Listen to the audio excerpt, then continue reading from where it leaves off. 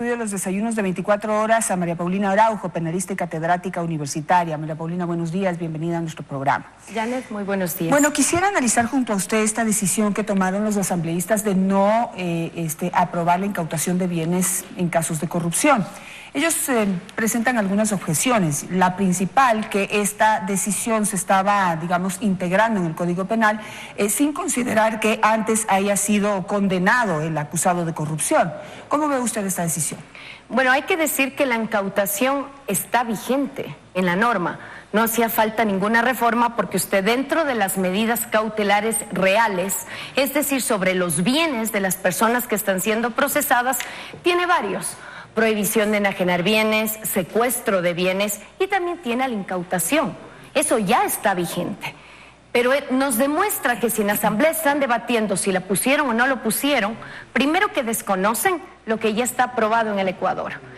Y también comprueba que las autoridades de justicia poco acuden a lo que sí deberían acudir. Porque créame que más allá de pedir una prohibición de salida del país, una presentación voluntaria ante la autoridad, en el ámbito de la corrupción resulta también deseable que tanto Fiscalía pida como los jueces ordenen una prohibición de enajenar bienes, una incautación de bienes que tengan vinculación con el delito. De ahí que el proyecto no lo habla, pero hay que decirlo, ya consta en la norma. No por delitos de corrupción. Es decir, consta por tráfico de drogas, tráfico de personas, es decir, como que tenga que ver con sustancias ilícitas y lavado de dinero, pero no por casos de corrupción, peculado, cohecho. Eso era lo que querían integrar. Sin embargo, entre los argumentos que presentaron era que la norma, tal y como estaba presentada, pretendía aprobar esto sin que la persona se haya comprobado que cayó en un caso de corrupción o que estuvo en un caso de corrupción. Bueno, eso sí lo han aprobado, no como incautación, sino que dentro de las penas que van contra los derechos de propiedad, es decir, quitarle la propiedad de bienes a una persona, van a ser 3 cambios.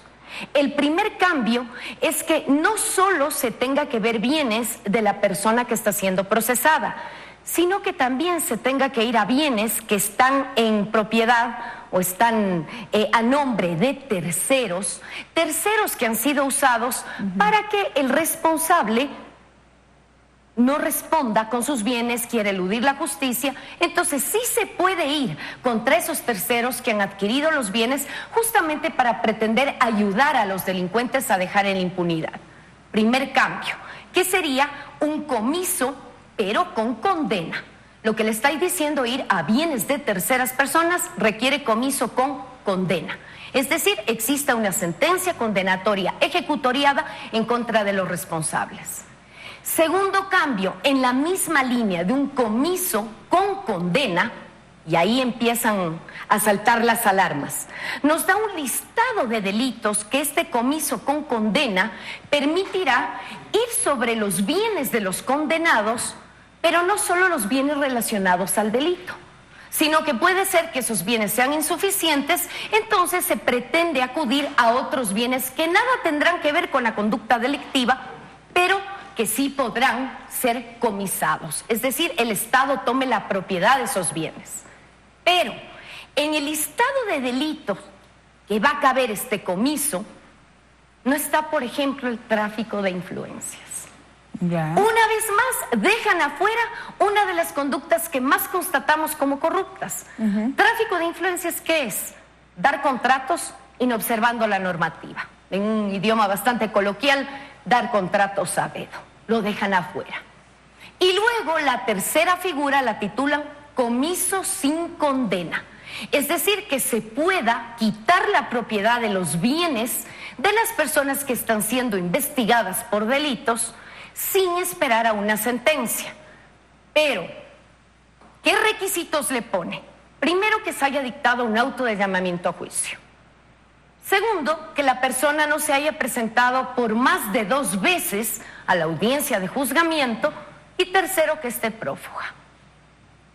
Y una vez más, en el listado de delitos que procedería, se quita al tráfico de influencias. ¿Cómo lo interpreta usted? El tráfico de influencias tiene su historia. fue considerado antes de la aprobación del COIP, antes del año 2014, una modalidad de peculado. Porque dar contratos a dedo y favorecer a contratistas y a los funcionarios que están en este contubernio con los corruptos supone un abuso de fondos públicos. ¿Qué hicieron nuestros asambleístas con el COIP en el 2014? Lo quitan del peculado y crearon esta figura que se llama tráfico de influencias, que sí prescribe, puede prescribir en 5 años. Antes, el tráfico de influencias era considerado como peculado. Peculado, imprescriptible y se podía juzgar en ausencia. Desde el COIP, yo me esperé que si tanta lucha contra la corrupción dicen tener en la Asamblea, en este paquete de reformas, el tráfico de influencias, que en la actualidad prescribe y va a seguir prescribiendo, en vista del proyecto, lo regresen al peculado, a la conducta grave que es. Y no solo que no lo hacen, sino que lo dejan fuera, sea del comiso con condena para irse contra bienes de terceros o bienes que no tienen conexión con el delito, y del comiso sin condena, que es lo que ahora defienden los asambleístas como que fuera la mejor herramienta para pelear contra la corrupción, cuando la mejor herramienta sería prevenir. La mejor herramienta sería tener funcionarios transparentes. Y aún asumiendo que la propuesta esté bien hecha, tampoco garantiza que nuestras autoridades de justicia la acaten. Pero insisto, aquí dejan afuera el tráfico de influencias. Y comiso sin condena será solo cuando usted tiene un prófugo que no se ha presentado a la audiencia de juicio y obviamente tiene un auto de llamamiento a este juzgamiento previo. A ver, ¿cómo interpreta usted todo esto que sucede? Porque se supone que si son legisladores, deberían tener los asesores adecuados para poder hacer y construir las propuestas bien hechas. Pero ya nos viene pasando esto, ¿cuántas veces, no? Este COIP es un Frankenstein, lo han tratado desde su creación. Y ahora en cada reforma tras reforma lo empeoran en vez de realmente corregir y que se vuelva una normativa que pueda sancionar pues de manera justa, si se puede decir así, y proporcionada a quienes cometen delitos. Sí, lo que más llama la atención es que el Ecuador les paga un sueldo a los asambleístas justamente para hacer leyes. Y si las leyes no tienen concordancias, no tienen coherencia, se puede prestar a varias interpretaciones, lo cual no debe ocurrir en el ámbito penal. Las leyes deben ser unívocas, una sola interpretación para saber lo que está prohibido, saber cuál es el procedimiento. Pero aquí, al parecer, sigue siendo el mimado de los asambleístas el delito de tráfico de influencias, que no se someta a estas figuras y sigue sin explicación. Yo les pregunto, ¿por qué no ponen el comiso sin condena para el tráfico de influencias? Quisiera que me contesten eso. Y adicionalmente, ¿por qué no regresaron al tráfico de influencias, sabiendo que es de las conductas la más cometida en el ámbito de la corrupción, a que vuelva a ser peculado, lo que siempre fue? Yo quisiera que solo eso me contesten. Quizás ellos le hablen de otras cuestiones que han querido cambiar, pero hay otro tema muy grave en este proyecto, y es lo que han hecho con los tipos penales que tienen que ver y están vinculados básicamente con el contrabando de hidrocarburos, biocombustible, gas licuado. Ahí yo pienso que definitivamente este proyecto hace ver, y espero equivocarme, ya no solo una falta de conocimiento de cómo se hacen leyes penales, sino una selección aleatoria de ciertas conductas, considerarlas ya menos graves o que no afectan al Ecuador, y con eso yo no sé a quién van a favorecer. Sí sería bueno hacer una investigación. ¿Cuál es la reforma en concreto? La reforma en concreto es que en este contrabando de combustibles, la primera, artículo 264, entiendo yo que quisieron respetar proporcionalidad para que las penas vayan gradualmente subiendo conforme la conducta sea más grave. Van a poner escalas, proponen que se escala, mínima escala, media escala, alta escala, gran escala. Pero esas escalas que me determinarán cuánto es mínimo y cuánto es alto, todavía no están creadas. El propio proyecto en una transitoria le da a la autoridad de hidrocarburos 90 días. Me pregunto yo, en esos 90 días no se va a delinquir. ¿Qué pasa si en esos 90 días hay una flagrancia? ¿Le podrán juzgar a esa persona? No, porque la norma está incompleta. Pero la norma, digamos, toda esta determinación de cuánto es mínimo, medio o gran escala, debieron haberlo propuesto desde un inicio, a la par con la reforma. Así se hacen las leyes penales. Si yo tengo una ley penal que se va a remitir a otra para completar qué será lo que está prohibido, esa ley tiene que existir y de manera previa a las conductas. De lo contrario, usted tendrá 90 días en los cuales no tiene el tipo penal, es decir, el ilícito completo, y adicionalmente, en donde es más problemático el contrabando de combustibles, de hidrocarburos, de biocombustibles y de gas licuado, que es las zonas fronterizas, y que hoy por hoy es la conducta más grave, la despenalizaron. 90 días donde en el territorio ecuatoriano y en zonas de frontera usted no tiene penalización clara para estas conductas tan graves. ¿Pero eso durante 90 días o permanentemente? Durante 90 días, pero basta que usted un día no tenga tipificada la conducta, garantiza la impunidad. Y qué lástima que se esté garantizando desde una norma hecha sin la menor prolijidad, sin el menor conocimiento de la delicadeza y seriedad que requieren las normas penales. Y de eso nadie le dice nada. De eso no hubo ruedas de prensa previa. Yo sí quisiera saber quiénes estarán condenados por este contrabando de combustibles y que se beneficiarían con esta propuesta. Esa es la pregunta del millón. Los asambleístas, durante 10 años, digamos, a nivel nacional, se reclamó, digamos, este derecho que tenían los asambleístas de proponer leyes, tratar las leyes, procesar esas leyes, aprobar esas leyes de manera correcta, como le convienen a los ecuatorianos. Pero volvemos al mismo problema, porque ahora nuevamente estamos en manos del Ejecutivo, porque estas, digamos, embarradas que han hecho, por no llamarlas de otra manera, pues tienen una oportunidad de ser arregladas en el veto presidencial. ¿Usted lo ve así?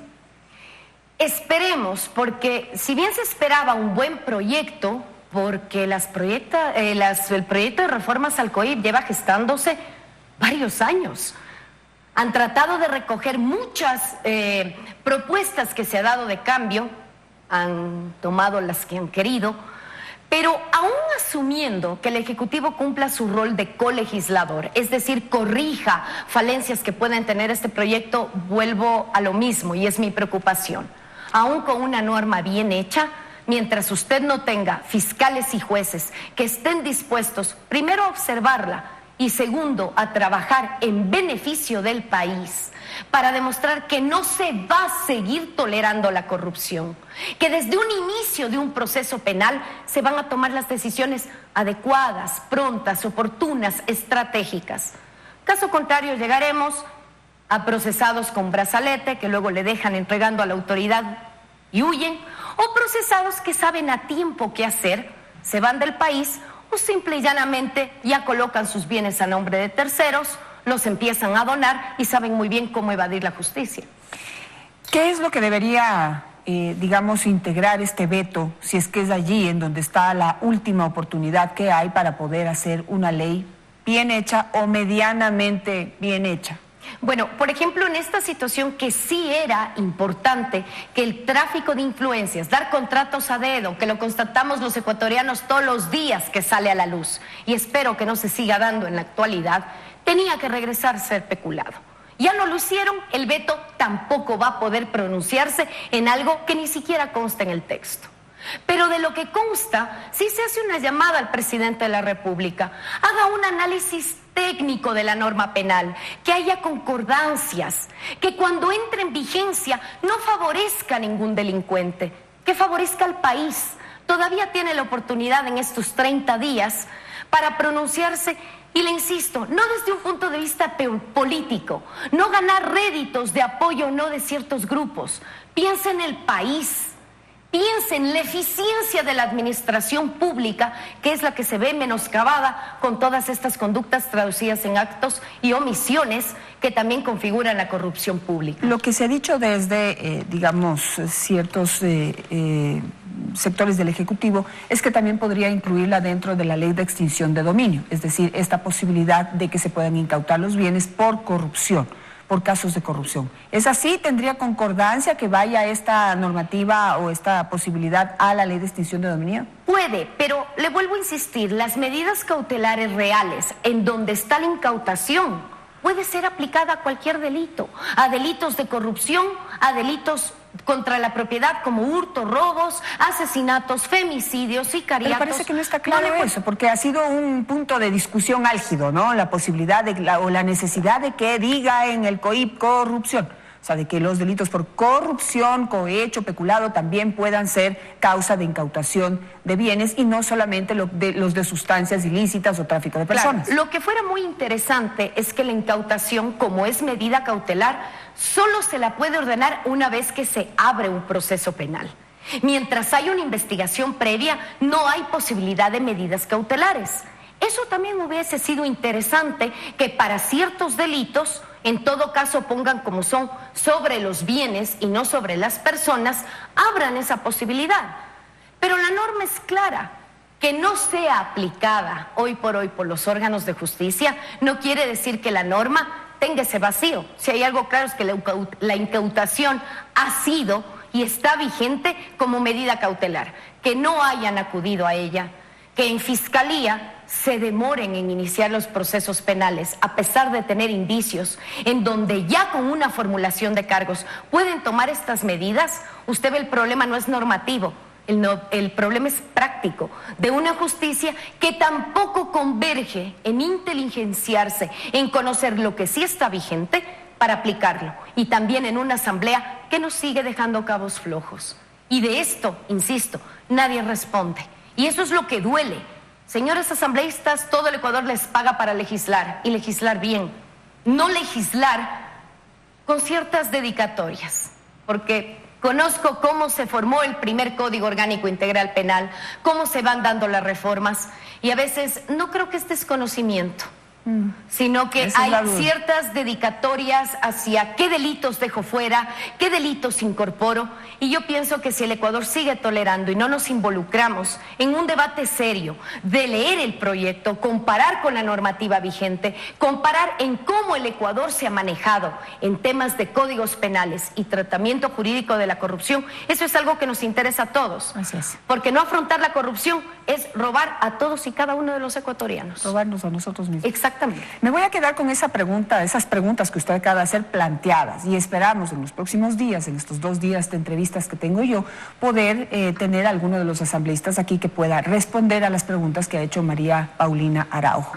Principalmente esa de cómo es posible que sigan legislando sobre cosas que ya existen o puedan pues aparentar, por lo menos quisiéramos una explicación de que se legisle con nombre y apellido, con dedicatoria o con preferencias por uno por otro, o sin que estén completas las normas para que las normas sean efectivas, es decir, que lo que diga en el papel se pueda aplicar. Esto es lo referente al tráfico de hidrocarburos, que no tiene esta clasificación y no va a poder ser aplicada a la norma. María Paulina, a mí me quedó clarísimo. Veamos qué es lo que responden los asambleístas.